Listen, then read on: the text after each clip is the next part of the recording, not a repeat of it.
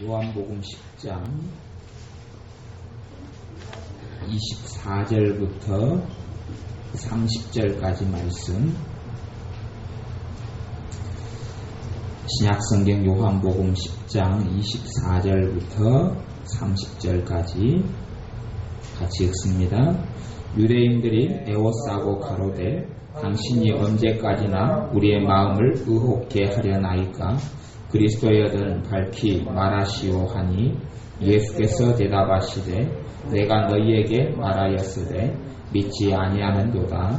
내가 내 아버지의 이름으로 행하는 일들이 나를 증거하는 것이오늘 너희가 내 양이 아니므로 믿지 아니하는도다. 내 양은 내 음성을 들으며 나는 저희를 알며 저희는 나를 따르느니라. 내가 저희에게 영생을 주노니 영원히 멸망치 아니할 터이요 또 저희를 내 손에서 빼앗을 자가 없느니라. 저희를 주신 내 아버지는 만유보다 더 크심에 아음도 아버지 손에서 빼앗을 수 없느니라. 나와 아버지는 하나이니라 하신대. 아멘.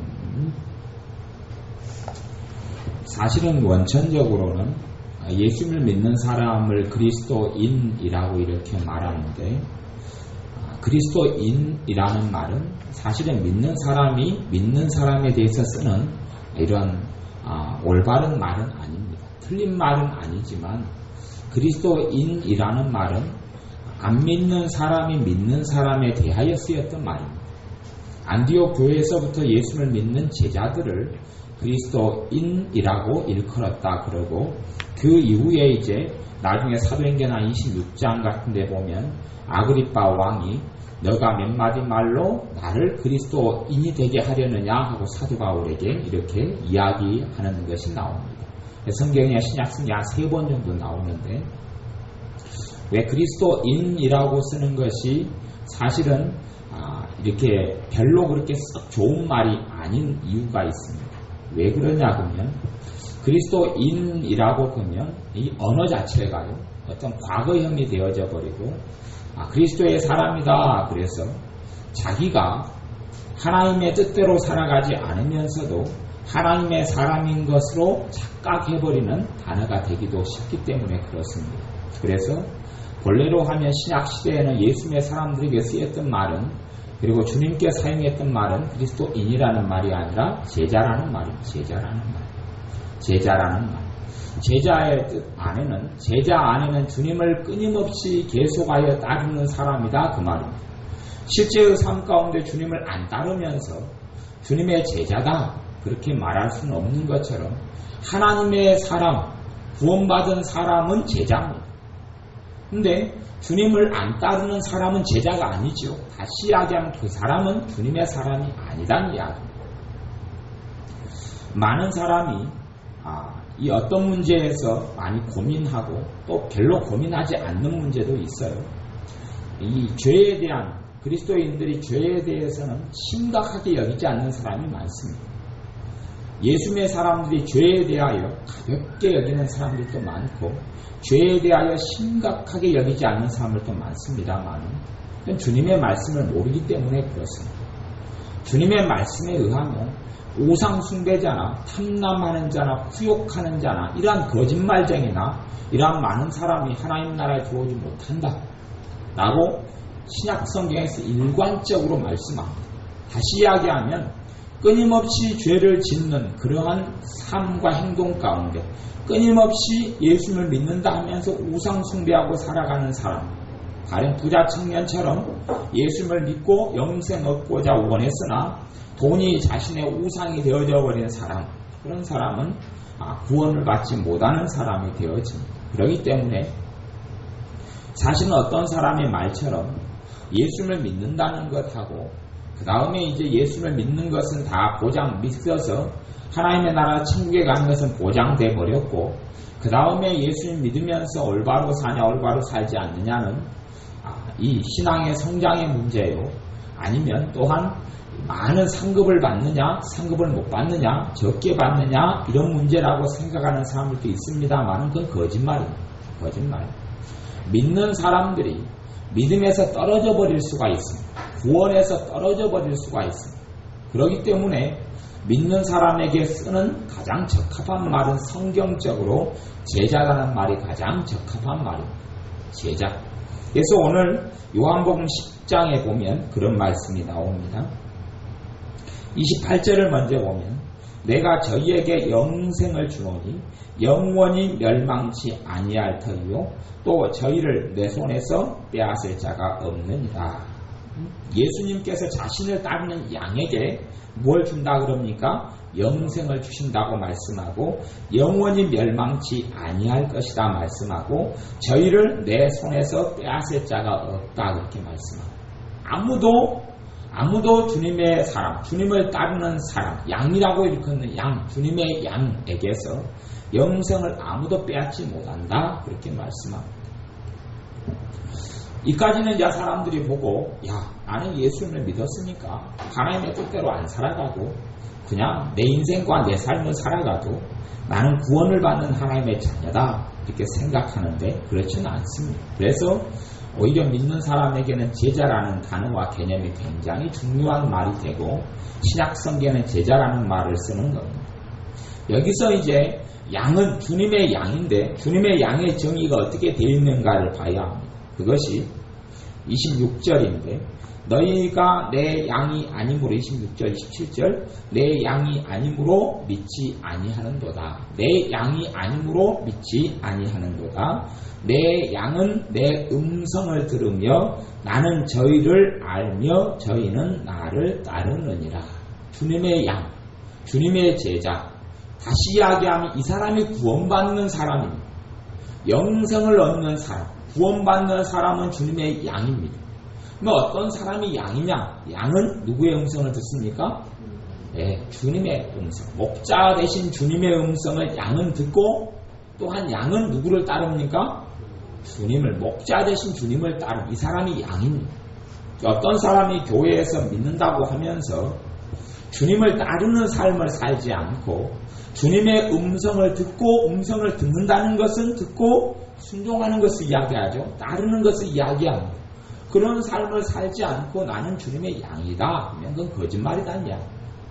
그렇기 때문에 실상은 교회 안에서 이 일상적인 지상교회, 지교회 안에서 예수를 믿는다고 일컬어지지만 구원을 받지 못하는 사람들은 굉장히 많을 수 있습니다. 또한 사실은 구원을 받았다는 것이 사실은 그런 의미가 있습니다. 성령님을 우리에게 보내셔서 인을 치셨다라고 성경이 이야기합니다. 근데 인을 치셨다는 것은 뭐냐 하면요. 헬라 문화에서 계약적인 의미에서 인을 친다는 것은 우리가 계약할 때 제일 먼저 내는 돈이 무슨 돈이죠? 계약금을 겁니다. 계약금. 그런 의미입니다. 계약금.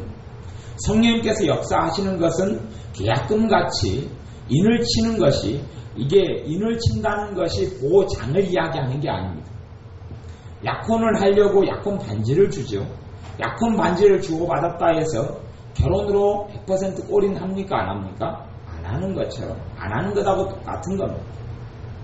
구원을 이룰 수가 있고 구원을 이루지 못할 수가 있어요.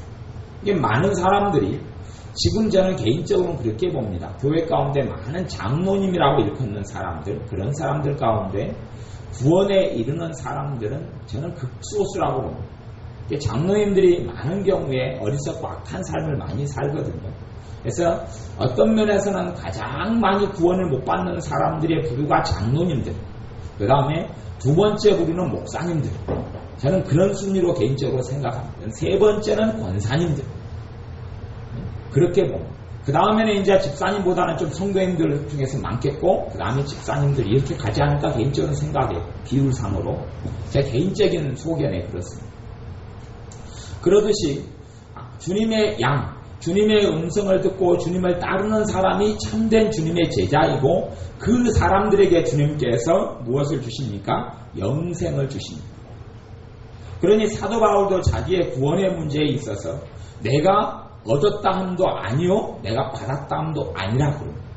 근데 구원에 대해서는 이중적인 문제가 있습니다. 첫째는 구원을 받았다 하는 말이 성경적으로 맞는 이야기입니다. 하지만 구원을 받았다 해서 그것이 100% 영원히 내가 어떻게 살든지 간에 내 것이 된다, 이건 거짓말입니다. 내가 구원을 예수님을 믿고 예수님을 구주로 믿는 사람은 구원을 받았는데 그것이 내가 주님을 신실하게 따르는 삶을 삶으로 그 구원이 보장되는 건 아니고 내가 주님의 그 제자의 길을 가면서 그리고 그 길을 신실하게 내가 유지했으면 하나님의 자녀로서 마땅히 구원을 받습니다. 그런데 내가 주님을 믿었습니다. 방언도 받고 은사도 받고 은혜도 체험했습니다. 그러다가 어느 정도 생활하다가 이제는 주님을 안 믿는 삶을 삽니다. 그 사람에게 구원이 있겠느냐? 당연히 없죠. 첫째는 그런 부류가 교회 가운데 많이 있습니다. 신앙생활하다가 지금 한국교회에 쉬고 있는 사람이 얼마나 많습니까? 교회 생활과 예배 생활에 신다해서 다 그들이 주님을 안 믿는 사람이다 이렇게 말하지는 못하겠습니다. 왜냐하면 예전에 김교신 이런 목사님처럼 무교회주의자도 있고 이제 또 우찌미라 간조처럼 이렇게 무교회주의인 사람도 있을 수 있기 때문에 정상적인 신앙을 가지면서도 교회 중심의 신앙이 아닌 좀 이런 사람들도 있을 수 있기 때문에 그런 모든 사람이 구원을 받지 못한다, 주님을 버렸다라고 말할 수는 없지만 한국교회 상황 속에서는 예배를 중단하고 기도를 중단하고 찬양을 중단하는 많은 사람들이 있습니다.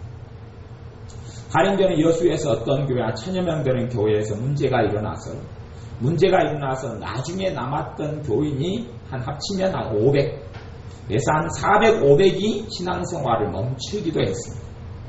적게 잡아서 한 300명이 신앙생활을 멈춰버렸어요. 교회 분란과 교회 싸움과 다툼을 보고 주님을 믿는데 환멸을 느껴서 신앙생활을 멈췄어요. 그리고 주님을 떠났어요. 그런 사람에게 구원이 있느냐? 구원이 없어요. 그것을 이제 칼빈주의식으로 이야기한다면 그들은 처음부터 예수를 안 믿는 사람이었다라고 이제 결론을 짓고요. 웨슬리안식으로 이야기한다면 그들은 예수를 믿었는데 주님을 떠났다 그렇게 이야기합니다. 어떻게 이야기하든지 간에 그런 사람에게는 구원이 있을 수가 없습니다. 단지 신앙적인 침체기에 있는 사람이 있을 수는 있어요. 그 가운데 주님을 완전히 배신하고 떠난 사람이 아니라 아직 완전히 구원에서 이탈하지 않은 영적인 침체기에 있을 수는 있어요.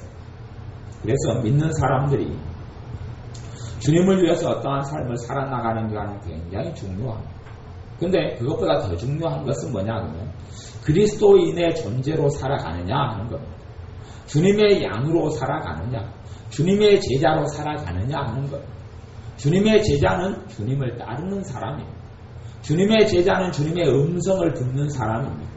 어떠한 사람이 주님의 음성도 듣지 않고 주님도 따르는 삶을 살지 않는다 그러면 그것은 주님께서 그렇게 친히 하신 말씀이에요.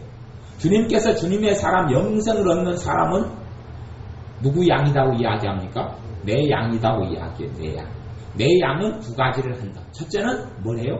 주님의 음성을 듣고 두 번째는 주님을 따르고 그게 양이다. 그래요. 아니 주님께서 목자와 양을 가지고 비유를 하셨는데 이스라엘의 이 양들은 자기 주인을 찾습니다. 주인의 목소리만 들어도 다 안다고 그래요. 다 안다고 그래요. 근데 제가 지난번에 그런 이야기를 한번 한 적이 있잖아요. 중동 지역에 전쟁이 벌어지니까 나라에서 젊은 사람들을 군인으로 모집을 했어요. 젊은 사람들이 주로 양치기를 하고 많이 살았는데 자기의 양을 이제는 국가가 맡아준다고 그랬어요. 그래서 양을 국가에 다 맡기고 갔어요. 100마리, 300마리, 500마리, 700마리 다 맡기고 갔어요. 맡기고 이제 전쟁을 치르고 돌아왔어요. 관리도 아마 이 양치는 목동들만 양과 목자의 진실을 알았던 모양이에요. 그래서 관리에게 찾아가서 내 양을 달라 그랬어요. 내 양을 달라. 그러니까 이 관리가 자기 이 부하에게 이야기해서 당신 양이 몇 마리냐? 그러니까 내 양이 235마리다. 그러니까 당신이 전쟁을 끝내고 일찍 돌아왔기 때문에 이 사람에게 가장 튼튼하고 좋은 양 235마리를 줘라 그랬어요. 그러니까 이 사람이 나 안 받는다. 내 양을 주라. 왜 너무 양을 주려고 그래? 내 양을 주라. 그러니까 관리가 황당해 버린 거예요. 아니 지금 양들이 얼마나 많은 양들이 섞였는데 지금 모아놓은 양만 해도 수십만 마리인데 이 양을 달라니. 네 양 235마리가 어디 있는지 어찌 알아서 내가 네 양을 찾아주냐. 그냥 좋은 놈 줄 테니까, 건강한 놈 줄 테니까 데려가라. 아니다. 나는 내 양을 찾을 수 있다. 양을 모아놓은 우리로 가자. 그래서 양치기, 전쟁에 돌아온 그 청년이 양이 모아놓은 수십만 마리가 모아진 데로 갔어요. 그 다음에 거기서 노래를 한 곡 더 뽑았죠. 노래를 한 곡 뽑으니까 많은 양들이 맨 처음에 그 사람이 또 관리들이 몇 명이 오니까 힐끔 한번 쳐다보더니 다 다시 풀을 뜯어먹고 있다가 노래를 한 곡도 뽑으니까 그 중에서 235마리 양들이 실컷 쳐다보니 그 소리를 듣고 다시 오는 거예요. 풀을 뜯어먹고 말다가 자기 목동을 찾아와. 문 열어달라. 그러니까 이 사람이 가니까 양들이 230마리가 쫙 줄을 따라서 목동 따라서 가는 거예요. 그것이 실제 양의 진실이다 그래요. 양은 자기 목자의 음성을 알아먹는다. 이게 하나님께서 이 양을 통해서 하나님의 백성이 어떠한 사람인지, 또한 주님의 사람이 어떠한 사람인지, 그리스도인의 진실이 어떠한 사람인지를 가르쳐 주시는 것. 단순히 어떤 사람에게 너 예수 영접했다, 그러니 천국 간다, 구원받았다, 이제는 누구도 당신에게서 구원을 빼앗아가지 못한다, 그렇게 성경의 문맥하고는 어긋나게 로마서 8장 같은 말씀을 끄집어내가지고 이렇게 사용하는 것이 아니라 정말로 당신이 주님의 사람이고 주님을 믿는 사람이면 이제는 주님의 음성을 듣고 주님을 따라가야 한다. 주님의 제자로 살아가야지 주님의 사람이고, 그런 당신이 정말 참 신자이고 참으로 예수를 믿는 사람이고, 그러한 당신에게 28절 말씀대로 내가 저희에게 영생을 주노니 영원히 멸망치 아니할 터이요. 그런 사람에게 주님께서 장차 재림하시면 무엇을 주십니까? 영생을 주십니다. 그러니 이 땅의 사람들이 받고 누려야 될 영원한 축복은 영생을 얻는 것. 그것하고는 아무것도 바꿀 수가 없어요. 그러니 주님께서 누누이 자기 목숨을 얻고자 하는 사람은 잃을 것이요, 자기 목숨을 잃고자 하는 자는 나를 위하여 자기 목숨을 잃는 자는 건지리라, 얻으리라, 그렇게 말씀하시는 거예요. 너 목숨을 나를 위해 내놓아야 한다. 대신 너는 영원한 생명을 얻는다. 이것이 주님의 말씀이에요. 요한복음 10장 1절부터도 주님께서 그렇게 말씀합니다. 요한복음 10장 4절 말씀을 읽어보면요, 자기 양을 다 내어놓은 후에 앞서가면 양들이 그의 음성을 아는 고로 따라오되, 5절, 타인의 음성은 알지 못하는 고로 타인을 따르지 아니하고 도리어 도망하느니라. 어떠한 사람이 삶을 살아가는데 다시 이야기하면 주님이 아닌 마귀, 주님이 아닌 마귀의 길을 따라가는 사람, 그 사람은 누구의 사람이기 때문에 그렇습니까? 마귀의 사람이기 때문에 그렇습니다. 마귀가 어떠한 길로 인도합니까? 죄의 길로 인도합니다. 계속 죄의 길로 따라가는 사람은, 그 사람은 주님의 사람입니까? 아닙니까? 주님의 사람이 아닙니다. 그래서 주님의 사람은 두 가지 문제가 생기는데, 죄에 대하여 얼마나 심각하게 여겨야 하느냐 문제가 생기고요. 왜냐하면 죄는 너무나 심각한 것이기 때문에 주님께서 그 죄에 대한 형벌을 우리 대신 십자가에서 축치를 당하고 죽으시면서 받을 수밖에 없었기 때문에 그래요. 믿는 사람이든 불신자든 죄는 굉장히 심각한 것입니다. 두 번째는 거룩으로 주님께서 부르셨다. 사도 바울을 통하여 뭐라고 말씀하신, 누구든지 거룩함이 없이는 누구를 보지 못하리라? 주를 보지 못하리라. 누구든지 거룩함이 없이는 주를 보지 못하리라. 주님을 따르는 주님의 제자는 점점 거룩해져 갑니다. 점점 깨끗해져 갑니다. 점점 성결해져 갑니다. 주님을 따르는 사람은 점점 거룩해져 갑니다. 거룩함이 없이는 주를 보지 못하리라. 거듭난 사람은 거룩하게 됩니다. 그리고 점점 거룩하게 되어져 갑니다. 그것이 나타나지 않는 사람은 누구를 따르지 않는 사람입니까? 주님을 따르지 않는 사람이고, 그 사람은 주님과는 아무 상관이 없이 무관한 사람입니다. 얼마나 많은 예수를 믿는다고 하는 교인들이 자기가 주님의 음성에 관심도 없고 주님을 따르는 것에 관심도 없으면서 자기에게는 영원한 생명이 있고 영생이 있는 것처럼 얼마나 많이 착각하는 사람들이 많으며, 또한 돈을 위하여 목숨을 걸고 자기는 살아가면서 자기가 섬기는 이가 하나님이라고 착각하는 사람은 얼마나 많으며, 또 명예를 위하여 자기의 인생을 위하여 계획하고 살아가면서 자기는 하나님을 따른다고 착각하고 거짓말하는 사람이 얼마나 많은 줄 모릅니다. 많은 종국에는, 종착역에는 그들에게는 하나님의 심판밖에는 기다리고 있는 것이 없습니다. 성경 고린도전서 1장을 봐보겠습니다. 고린도전서 1장 말씀.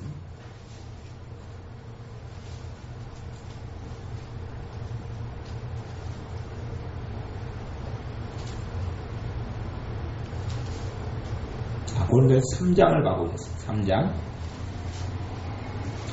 3장 말씀. 3장 12절 말씀부터 읽어보겠습니다.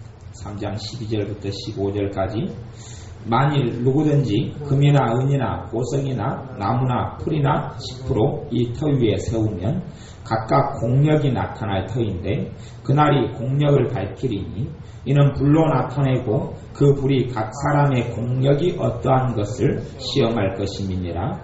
만일 누구든지 그 위에 세운 공력이 그대로 있으면 상을 받고 누구든지 공력이 불타면 해를 받으리니 그러나 자기는 구원을 얻되 불 가운데서 얻은 것 같으리라. 아멘.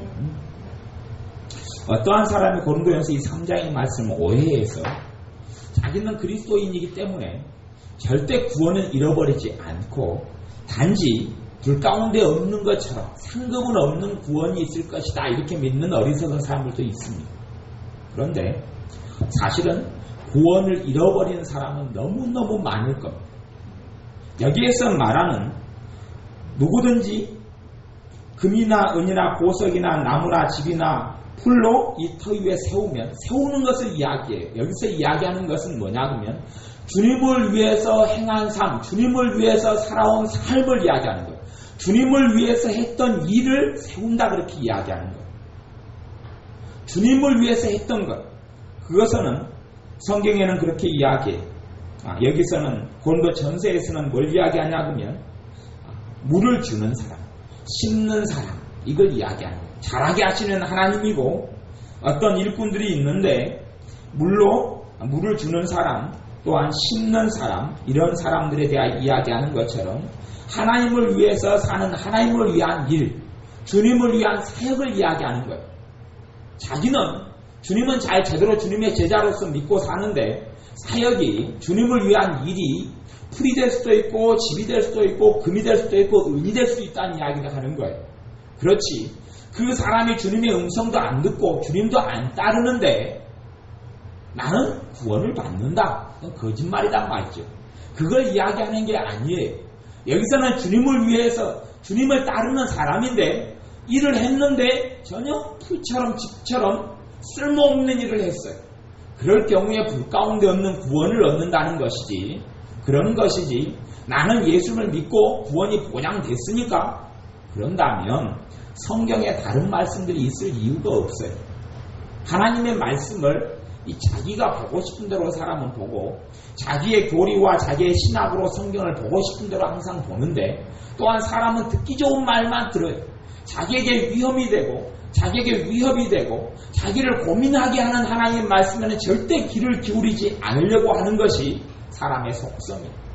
그래서 이 칼빈주의에서 오는 어리석은 교리 중에 하나가 뭐냐면 한 번 구원은 영원하다.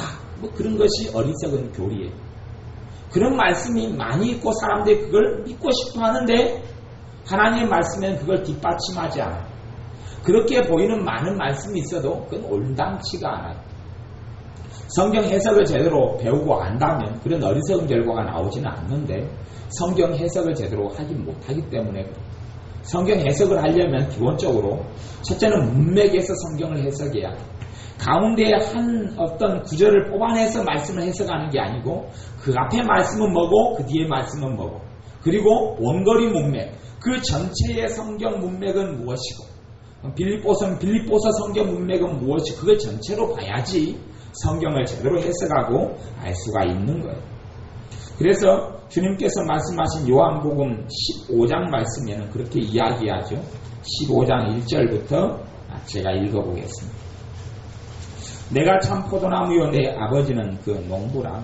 물은 내게 있어 과실을 맺지 아니하는 가지는 아버지께서 이를 제해 버리시고 무릇 과실을 맺는 가지는 더 과실을 맺게 하리 하여 이를 깨끗게 하시느니라.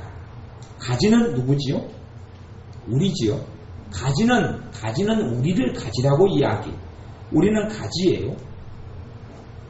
그렇게 이야기 4절에는 그렇게 나오지요. 내 안에 거하라 나도 너희 안에 거하리라. 가지가 포도나무에 붙어있지 아니하면 절로 과실을 맺을 수 없음 같이 너희도 내 안에 있지 아니하면 그러하리라.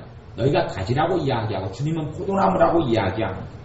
근데 2절에 물은 내게 있어 과실을 맺지 아니하는 가지는 아버지께서 어떻게 하신다고요? 제해버리신다고.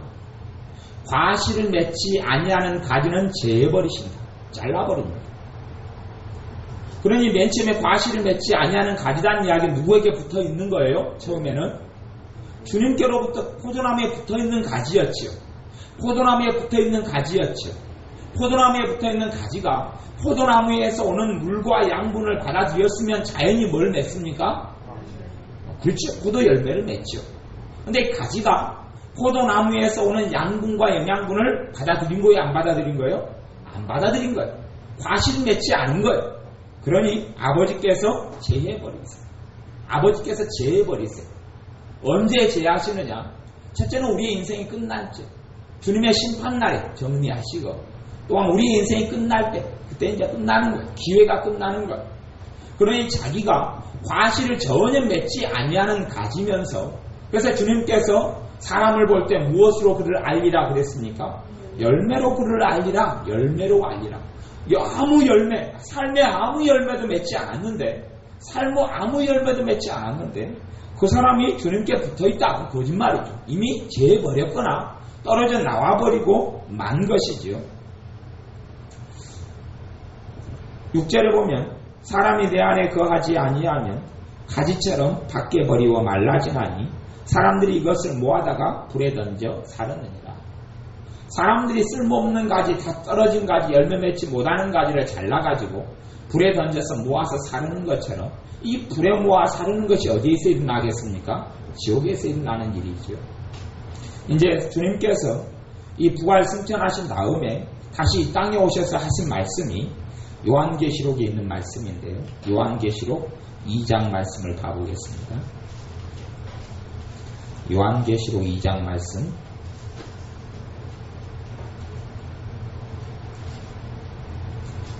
요한계시록 2장 4절.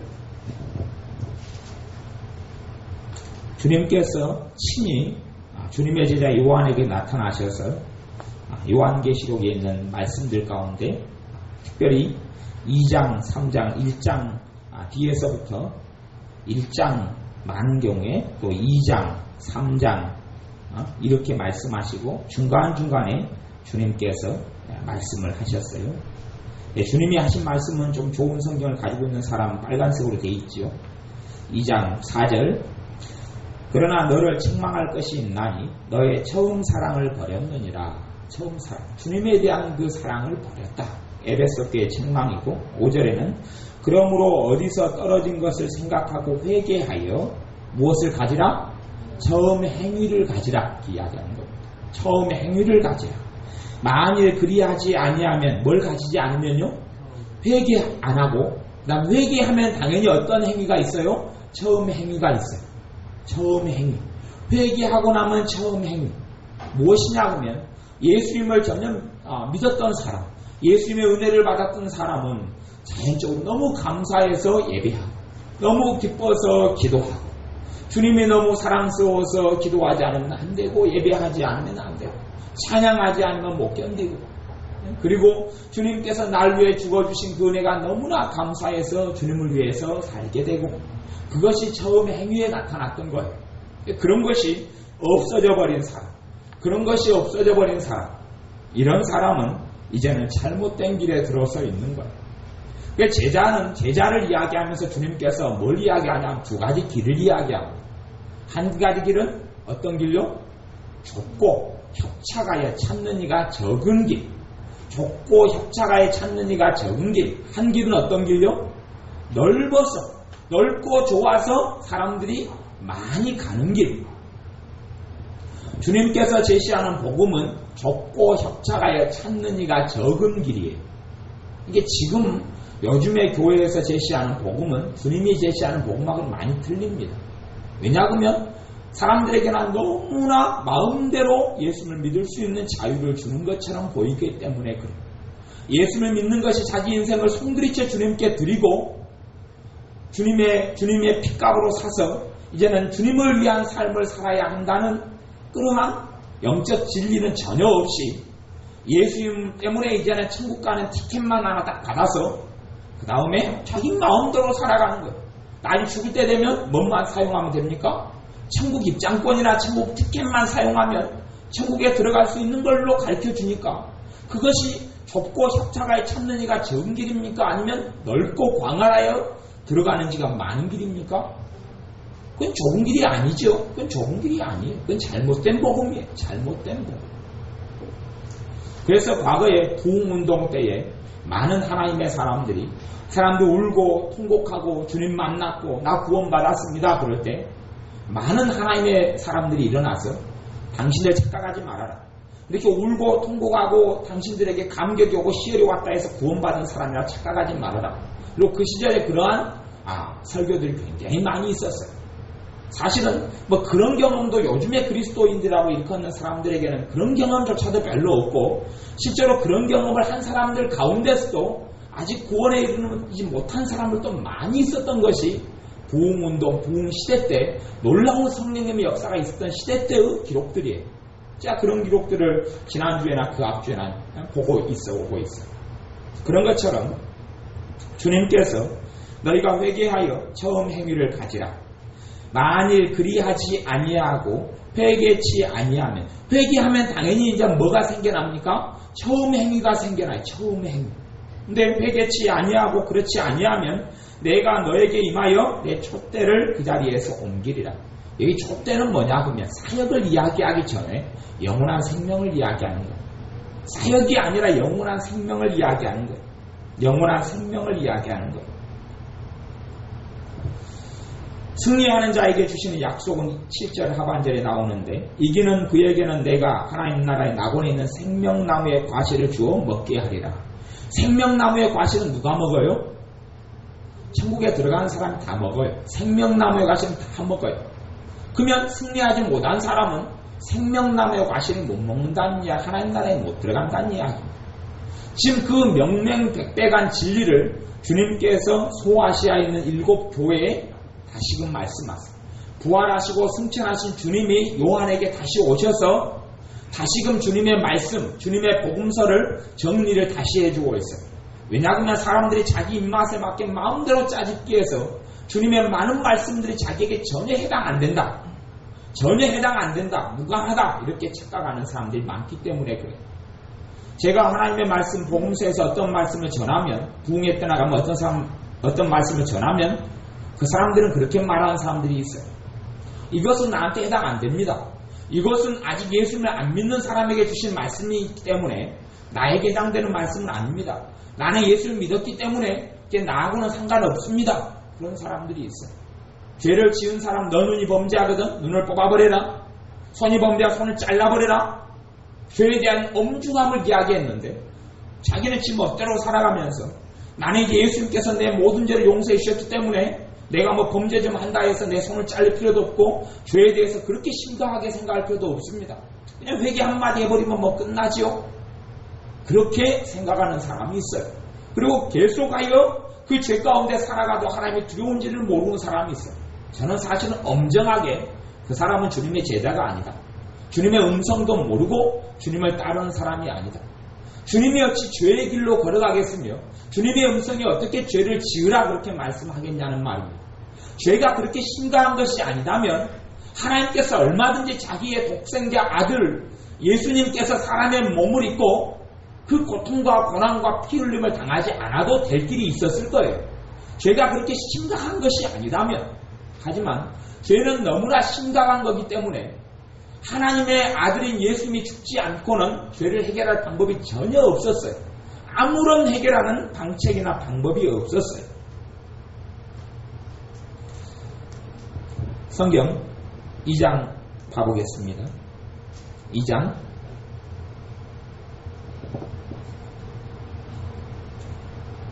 19절 말씀, 두아데라교회 하시는 말씀인데요. 내가 내 사업과 사랑과 믿음과 섬김과 인내를 아노니 내 나중 행위가 처음 것보다 많도다. 뭘 칭찬하십니까? 뭘 칭찬하세요? 행위를 칭찬합니다. 행위를 칭찬해. 어떤 행위가 있었다고요? 내 사업이라는 이야기는 하나님 앞에서 하는 일들을 이야기하는 것이죠. 내 사업. 두 번째는 사랑. 세 번째는 믿음, 섬김. 그 다음에 칭찬하시는 게 인내를 칭찬하시고. 인내를 아노니 내 나중 행위가 처음 것보다 많도다. 여기서 행위의 내용들을 이야기해요. 첫째는 사업은 하나님을 위해서 살아가는 삶. 그것이 처음보다 많다는 이야기는 처음은 예수님 이제 믿기 시작했을 때고 나중은 예수님을 믿고 시간이 흐른 다음에 이것이 증가했다는 이야기. 사람도 예수님을 믿은 다음에 사랑의 사람이 되었는데 나중에는 더 많은 사랑의 사람이 됐다는 이야기. 그 앞에는 예수 믿은 다음에 믿음이 생겼는데 믿음의 사람이 되었는데 나중에는 더 강한 믿음의 사람이 됐다는 이야기. 이것을 칭찬하시는, 이 행위를 칭찬하시는 거예요.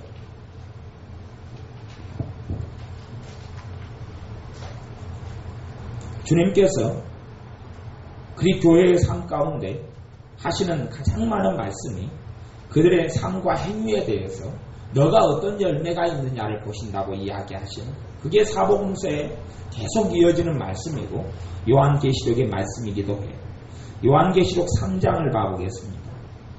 요한계시록 3장 2절 말씀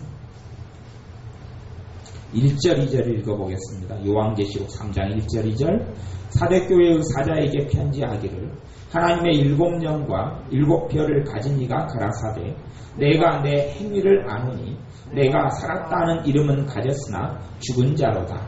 주님께서 이 사대교회에게 어떤 자라고 이야기합니까? 죽은 자다라고 이야기합니다. 그러면 주님께서 농담을 하겠습니까? 위협을 하겠습니까? 겁을 주겠습니까? 진실이 아닌데 진실인 것처럼 거짓말을 하겠습니까? 주님이 보기에 사도교회는 산 자의 죽은 자예요? 죽은 자예요. 여기서 죽었다는 이야기는 육신의 생명이 끝났다는 이야기겠습니까? 영적으로 죽었다는 이야기겠습니까? 영적으로 죽었다는 이야기죠. 영적으로 죽은 사람이 구원이 있겠습니까? 없겠습니까? 영생이 있습니까? 없습니까? 없습니다. 없습니다. 그 야고보서의 말씀이죠. 행함이 없는 믿음은 죽은 것이다. 죽었어요. 죽어버리고 말았어요. 사대교회는 죽어버렸어요. 왜? 주님이 죽었다라고 판정했으면 끝이지요. 끝이지요. 하지만 사대교회 사람들의 인생이 다 끝나지 않았기 때문에 기회가 있었던 거예요. 기회가 있었던 거예요. 초대교회 가운데 하나인 사도교회는 주님의 판정이 죽었다라고 판정했어요. 주님은 하나님이세요. 주님은 하나님이세요. 하나님의 판정이 죽었다 그러는 거예요. 죽었다.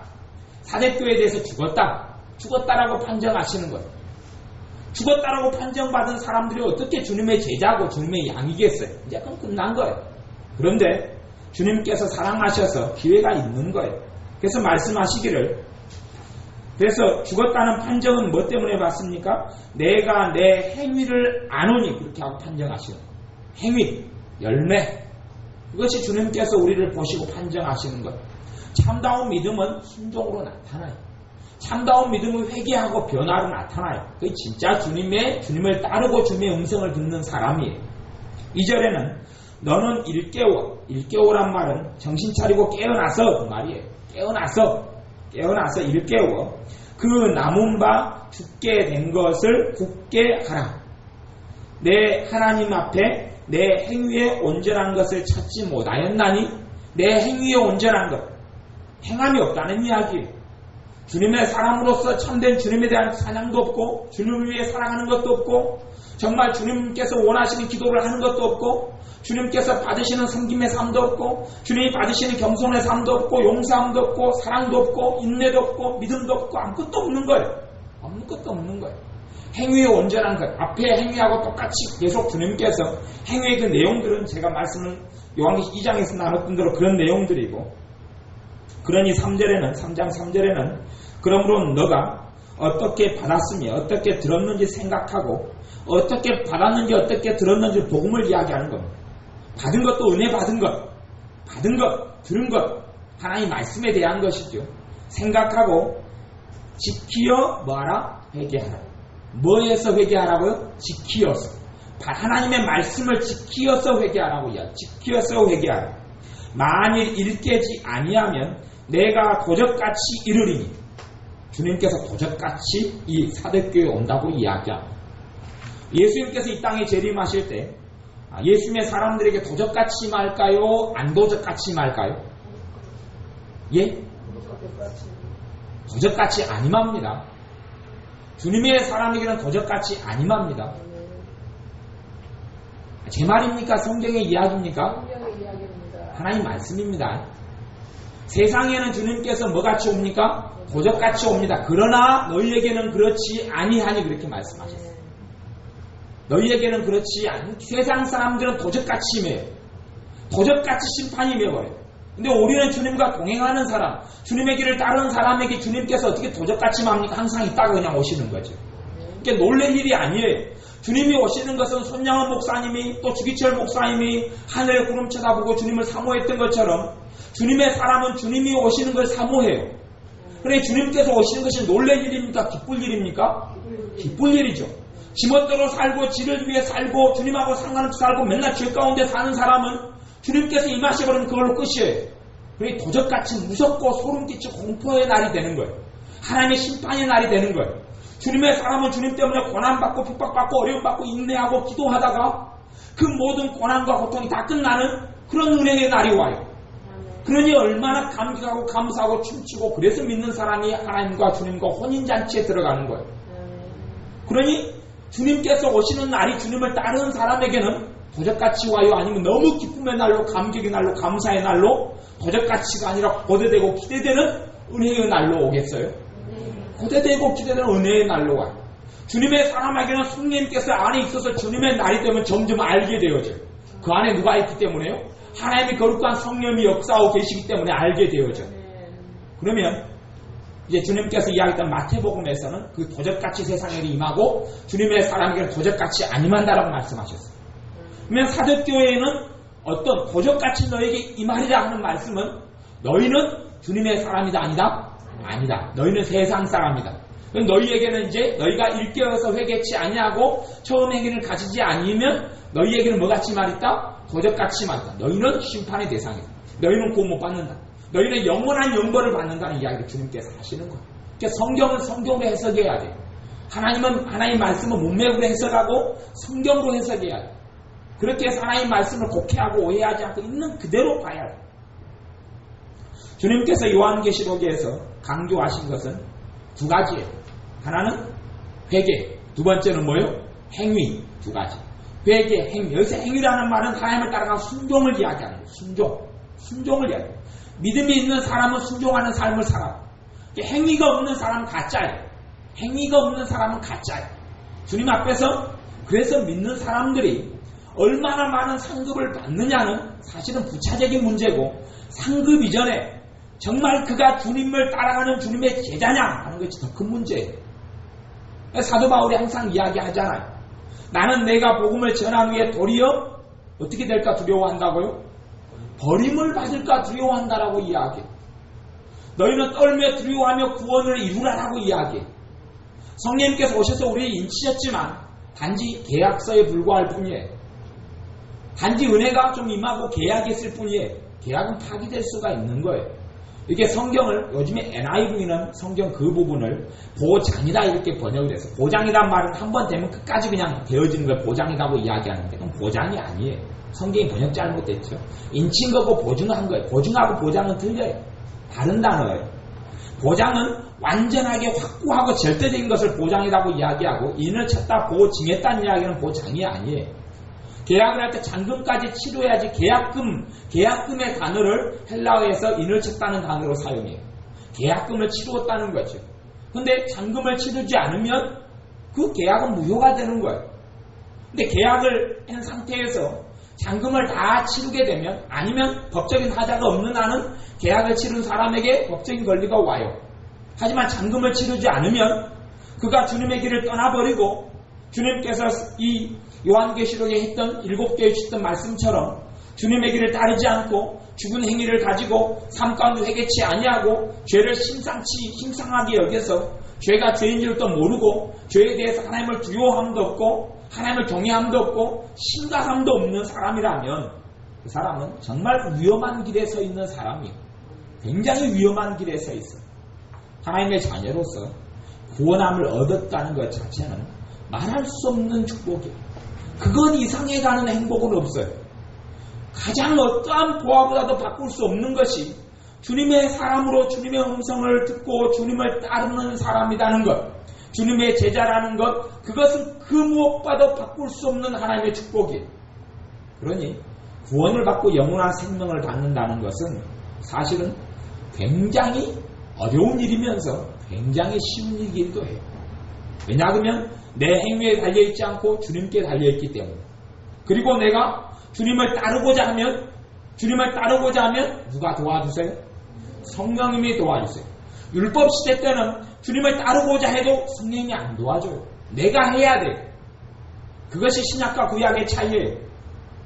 그리스도의 법을 내가 지키고 주님을 따르려 하면 성령님이 함께 하시고 보혜사로서 역사하세요. 어떤 사람에게 성령님께서 역사 안 하시느냐? 그 사람의 중심에 주님을 따르고자 함이 없는 거예요. 뭔만 그래요? 입과 머리만. 삶의 중심, 동기, 가치관이 정말 주님을 위하여 죽고 살고자 하는 사람. 그런 사람에게는 성령님께서 반드시 역사하세요. 그리고 승리케 하셔요. 왜? 주님의 길을 따르는 사람이기 때문에.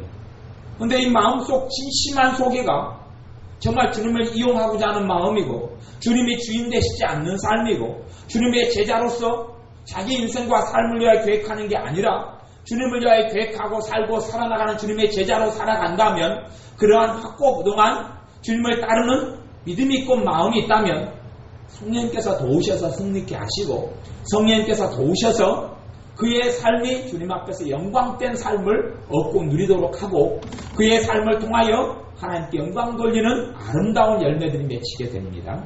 기도하겠습니다. 아버지 하나님, 주님의 양은 주님의 음성을 듣고 주님의 양은 주님을 따른다고 말씀하셨는데, 우리가 주님의 양이라고 하면서 과연 주님의 음성을 들었는지요? 또한 주님의 양이라 하면서 과연 주님의 길을 따랐는지요? 이 어리석음과 악한 삶을 회개하오니 용서하여 주시고, 우리가 주님의 제자로 살게 하여 주옵소서. 주님의 양으로서 주님의 음성에 귀를 기울이며 주님을 따르는 삶을 살도록 축복하여 주셔서, 주님께서 7교회에 말씀하셨듯이 우리의 삶 가운데 처음 행위가 있게 하시고 처음 행위보다 나중 행위가 더 많도록 축복하셔서 주님 보시기에 죽은 자가 아니라 산 자로 살게 하여 주옵소서. 예수님의 이름으로 기도하옵나이다. 아멘. 기도하겠습니다.